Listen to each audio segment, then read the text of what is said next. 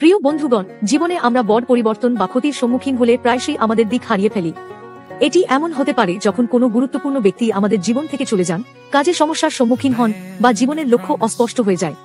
কিন্তু এমন সময়েও সব সময় আশার দিকে নিয়ে যাওয়ার একটি পথ থাকে। ইসরায়েলীয়রা যখন মরুভূমিতে ঘুরে বেড়াচ্ছিল, তখন তাদের একজন মহান নেতা ছিল, মোশে। কিন্তু একদিন মোশে মারা গেলেন। এই মহান নেতার মৃত্যু মানুষের মধ্যে ভয় এবং বিভ্রান্তি সৃষ্টি করেছিল, এবং তারা ভেবেছিল, এখন আমরা কি করব? তখন ঈশ্বর নতুন নেতা যিহোশুয়ার মাধ্যমে ইসরায়েলীয়দের জন্য একটি নতুন পথ দেখালেন। ঈশ্বর বললেন, উঠে দাঁড়াও এবং জর্দান নদী পার হয়ে যাও। আমি তোমাদের সেই ভূমি দেব যা আমি প্রতিশ্রুতি দিয়েছি। যখন আমরা জীবনে পথ হারিয়ে ফেলি, ঈশ্বর তখনও আমাদের একটি নতুন দিক এবং নতুন দৃষ্টিভঙ্গি দেন। এবং এই দৃষ্টিভঙ্গি শুধুমাত্র ব্যক্তিগত সাফল্য বা সুখের জন্য নয়, এটি একটি বৃহত্তর উদ্দেশ্যের সাথে যুক্ত। এটি হতে পারে যে আমরা পৃথিবীতে ইতিবাচক প্রভাব ফেলি বা আমাদের নিজস্ব অনন্য উপায়ে পৃথিবীকে পরিবর্তন করি। কিন্তু এই নতুন পথে চলার জন্য আমাদের প্রথমে আমাদের হৃদয়ে থাকা ভয় এবং আত্মকেন্দ্রিকতাকে ত্যাগ করতে হবে। যদি আমরা আমাদের পরিকল্পনা বা হিসাবের উপর খুব বেশি নির্ভর করি, তাহলে আমরা বড় কিছু মিস করতে পারি।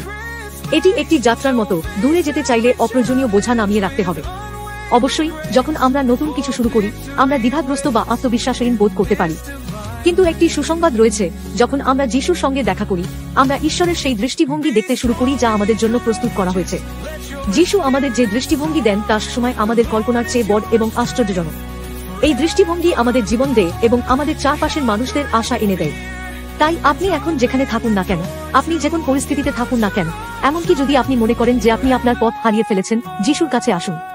যখন আপনি তাঁর কাছে আসবেন, ঈশ্বর আপনাকে আপনার চেয়েও বড় পরিকল্পনার দিকে নিয়ে যাবেন।